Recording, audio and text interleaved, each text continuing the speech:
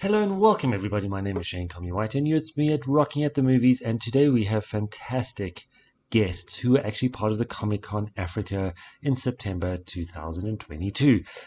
They are from Teen Wolf. I'm not going to spoil who it is, just hope that you have a great viewing experience of this show because it is definitely worth it. Without further ado, here is DJ Elliot and the cast, or two members from Teen Wolf. It's Saturday. Yeah, wow. It's a party out here. I know, you see what happens in responsible countries like South America. They actually go to work when they're supposed to go to work. Unlike the United States where everybody's just like, we're just going to take all these days off. Yeah. They got jobs, man. At school, they can't just be I'm glad you guys doing whatever they feel like. Very happy to be here. Thank you guys for having us. Love you! So, we're hanging out. We've been having a good time here. You guys have said that you love your time here, which is fantastic. What projects are you guys working on right now? Because you just wrapped the Teen Wolf movie. So it's in post-production, I would assume. So they don't know anything that's happening, so you can't ask them about that. Yeah. But what do you got coming up? What are y'all working on? Well, eventually, can you guys hear me? Eventually, I'm really excited for you guys to see. It was a project that we actually finished a few years ago. When I say we, I mean Dylan and my good friend Daniel. Dylan directed and wrote the film and had me in it, so I can't wait for you guys to see that. It's called Flower Boy. It's a short film, but we're finally gonna eventually release it out, so that's gonna be nice. I have a tattoo about it too, because it means that much. So I'm excited for you guys to see it. And yeah, just finished the Teen Wolf movie. Yeah, to be honest, I said this earlier, but like, the only project I'm working on right now is myself. Like, making sure is like, you know, loving yourself. Because as an actor, like once you're done with a project, you're technically unemployed, and it's kind of like hard to you don't want to like see it that way. You don't want to seem like, oh, I have no purpose now that I have no project. So I realized like being an actor is also manning your vessel. So that's my project. He's doing cool stuff though. Flower Boy is coming out soon. We're working on finding some sort of platform that everyone can watch it on, so we'll share that through social media on Instagram and everything. We'll keep you guys updated through Instagram. And Khylin was the star of that short film. He did an amazing job, and we're really excited to show it to you guys. We've been sitting on it for a while, just trying to figure out the best way to put it out there, and that'll be happening soon. We did the movie, which is going to be really great. We can't tell you guys any spoilers, but it was a really, really fun process, and it's going to be really, really fun. I think you guys are going to love it. Everybody dies. Everybody dies. Everybody. I have a horror film called Sick that should be coming out within the next couple of months, hopefully. If not, then the beginning of the year.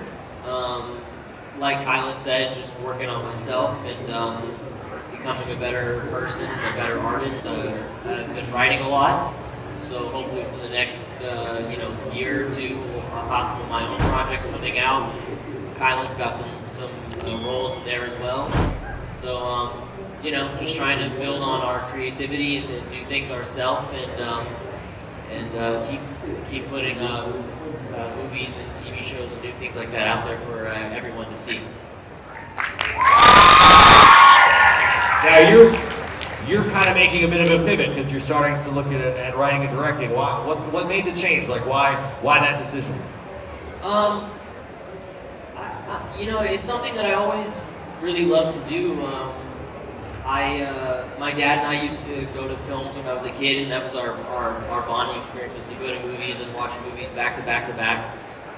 So it's just always something I've been obsessed with, is film in general, not just as an actor, but as a writer and a director. And Even when I was a young kid, I would go and make short films on my own, just like flip cameras, and we'd always do skits, and we had talked about writing and creating stuff together for a long, long time, and it's just really fun to be able to write something down on a piece of paper and then create a whole world and make something like any of this stuff. It's really, really fun to get to do that, to kind of share with you guys and see what you think and get your interpretations of what it means to you. It's just a really fun back and forth kind of process. Very cool. Then you showed me a very lovely drawing of the next tattoo that you want to get. Yeah. So you got a couple. Which one means the most to you? Man, that's a really good one. All right, this one was really cool. Like, it kind of just happened. Just on the last day of filming Teen Wolf, I got a wolf. But it's crazy because Teen Wolf meant a lot to me, because even before I was even auditioned for Teen Wolf, before I even had the concept of working on it, my friends, we identified as like a pack. We literally called ourselves a wolf pack. As cheesy as that might be, like I stayed true to it. I feel like a wolf has always like followed me in some sense. I feel like I identify with it. They can be alone, but they can be together. This is a meaningful one, but this one is like really important to me. It's got the flower of life. It's a thing called sacred geometry. If you're curious, look it up. I would kind of butcher the explanation, but it's a symbol that's seen everywhere. Most cultures across different parts of the globe, all collectively, you'll find hieroglyphs and drawings and sketchings of the flower of life. It's in nature, so it just kind of means everything. I kind of teeter on like the spiritual side of life, and it kind of reminds me of my purpose here. So I know you told me not to watch the show, but I watched the show. I had some time to kill my hotel. Because I keep waking up at 4 o'clock in the morning for absolutely no reason at all. So there's a character that I really, really enjoy that I want to hear about what you both felt like working with it, and that would be the Jeep. The Jeep. The Jeep. You know what? That's actually really crazy. Like, my character didn't have that much interaction with the Jeep, but you know what? There's something so crazy about that Jeep, because not only that the energy that it carries, he just said the Jeep and everyone was like, yeah, it has like an energy to it, but I think one of the most powerful, it was an interview, but all we did was get inside of the Jeep, and there's a camera on the outside, and we just say whatever we want. And this was like near the end of Teen Wolf. This is when I knew it was ending. And normally, when you're doing an interview, there's someone to react to, and it doesn't get too vulnerable. It depends on the interview, but most of the time it doesn't. But in that Jeep, I felt like I was gonna cry. Like, I couldn't even explain it. I was just grateful. I talked to my character as if he was a person, thanked my character for what he's done. It got really deep. So that was my favorite experience with the Jeep. It was actually not even acting. I was really in that Jeep just thanking Teen Wolf. It was very surreal. Do you remember that, bro? I remember, yes. I don't remember what I said, but I remember that day. Because it's probably raw, bro. Yeah. Yeah. That was a good time. That was the same day we did that video where like I was bullying everybody. Dude, I missed those too, bro. Has anyone seen the after show? I'm gonna let you answer. I'm so sorry. Have you guys seen that? Yeah, okay, cool. That, by the way, is probably like, I don't know, my favorite. That was just as much fun as... That was almost better than filming the series. Yeah, because we got to improv everything. Yeah, it's amazing. I mean, I agree with Khylin. It's the Jeep had a life of its own, and it was really interesting because it was a stick shift car, and I don't know how to drive stick shift, and it was also just a very touchy kind of car. And so O'Brien really knew, it was like his best friend. Like, he really knew how to work that car. Like, everything that Styles would do in the show is like Dylan really would do that stuff. And I remember I had to do the eye fill on the whole scene, and at the end of it, Scott and Styles are talking in the front of the car, and I like turn on the car and shine the headlights, and I'm like, let's go, or whatever I said. And I remember filming that scene, and I turned the car on, but I didn't know how to drive it, so like it actually drove forward, and I almost kind of hit them because they were standing in front of the car. And it was a really scary moment. I like turned the car off, and everyone on set like rushed towards me. It was like, you know, get out of the car, get out of the car. It was really scary. I almost killed Scott and Styles. Yeah. It was Oh, don't judge. You all have left like standard car gear before. Everyone in this audience has done that once. Yeah, it was embarrassing. They all learned to drive standard. Yeah, I don't know how to drive. Never tried to do it again. Yeah. All right, we're gonna go to the audience for some questions. So if you got a question, right there in the vest. So he's gonna go grab you right over there. You're gonna make sure to speak really loudly because it's hard for us to hear up here. Hi there. I'm a massive fan, guys. With regards to like a particular scene in season 4 where you guys are doing a lacrosse scene against a preppy school, there was a very brief conversation between the two characters about Brett Talbot. I don't know if you remember that conversation. We're gonna come out and try to get in front of the speaker so we can actually hear the question, maybe if it's right. So say it one more time. Yeah. In season 4, there was a brief conversation between Season 4, brief conversation between your two characters between y'all two about Brett Talbot. about Brett Talbot. Oh, okay. So I just want to know how it was filming that scene. Like, was it something that was improvised, or if it was something that was actually in preparation? And also, whether you guys actually clicked from the beginning, or it was just something that just followed after that. That scene. Do you remember that scene? Yeah, where I was It's talking about where- his 8-pack. And Yeah, Mason was going, he was thirsty. You were hungry for that Talbot. Oh, he wanted that Talbot. You wanted to get on the He Talbot. wanted that Talbot. Um, No, there was, honestly, I wish I was so inspired by O'Brien because that man's an improver. But I mean, he kind of earned it. Like his role, it works really well in that. I personally was very scared to lose my damn job. Like I was like, I'm gonna do exactly what it's written here, and I'm gonna do that as best as I can. And that was my first season 4. You were saying, right? Yeah, that was my first year on the show, so I was Mr. Perfect as best as I could, which isn't the best way to act. I realized after, but no, so it wasn't too much improv.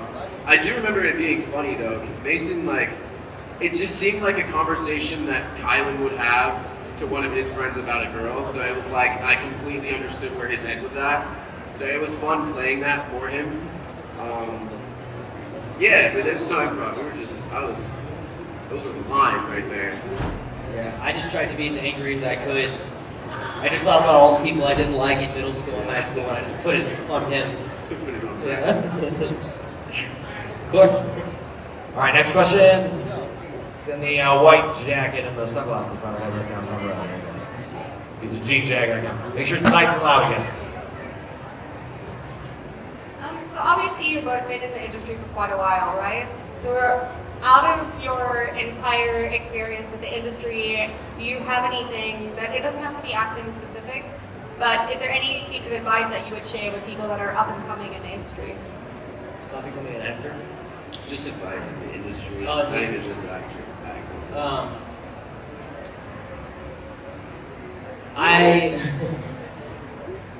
Acting is not the hardest job in the world, so I don't, sometimes people make it sound like it's like harder than being a, I don't even know. People make it sound like it's just as hard as being a soldier or doing something Rocket science. or rocket science. It's not that.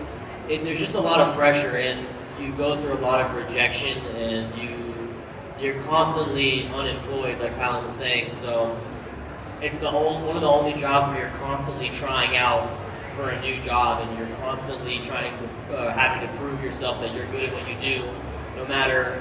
Like, we still audition all the time, and we were on Team Room for 4 years or whatever, and we've both been acting since we were little kids, and we still have to act like we're just as new as everybody else, and or treated that way, like it's always a new experience. So I would say it's one of those jobs you really have to do because you love it, and you find some sort of personal growth in it. And you know, people can do jobs for all different kinds of reasons, but I would suggest only doing it because you really, you know, love the art form of it. That's the only way you'll be able to do it for a really long time and not lose your mind. True. I would say real brief. Everything you just said, correct. As well, like especially the love part. I fell in and out of love with acting due to the rejection, due to like getting close to something I wanted, and then it's like a breakup. It's like a heartbreak. So then you don't want to keep diving into love again. But that even is all about developing yourself. And like I would say the biggest thing when I feel the most successful, not even as an actor but as an artist, is when I have faith. Like not even in a religious sense. Like faith is an instrument that brings about everything that's in here, but it won't happen otherwise. So whether you have faith that you're gonna fail, you will fail. If you have faith that you're gonna succeed, you will. Just keep continuing, because if you feel that way, even if you don't feel that way, if that's in your heart, it's there. So like, might as well attach faith to it. Like just, it might seem crazy, you know, it might seem scary, and that's all because you're on the right track. And the right track never feels just super safe, just like, you know? So it's just belief, man. Like, despite what you feel like, you look like, despite what anything, like just choose to believe in yourself. And it's a practice. So that's what I'm doing every day. You know, some days I feel amazing and some days I feel like the lowest of lows, but faith is the only thing that brings me back. So keep it as long as you can and just grow it, you know? And I would say as well, like failure is a part of succeeding too. You have to fail to get better at what you want to do.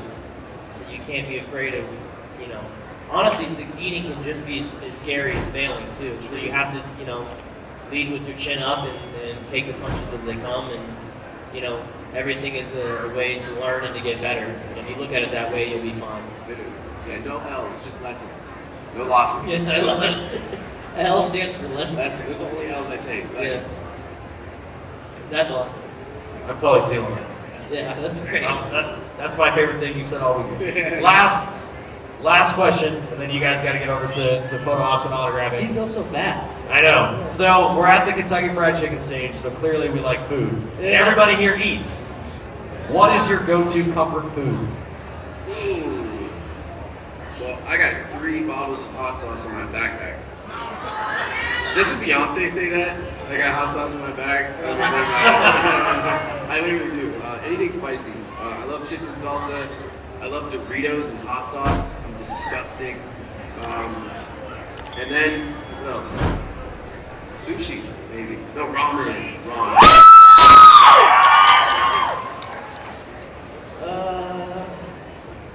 I'm a pretty classic American type of guy.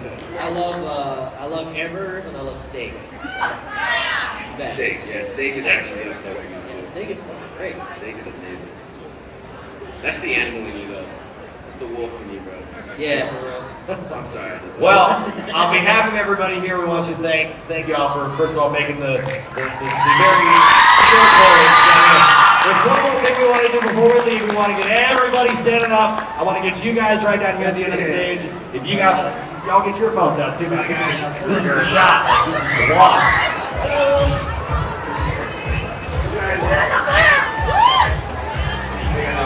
So here we go. You guys turn around and face this way. And here we go. Ready? I want you all to go crazy in 3. 1, 2, 3.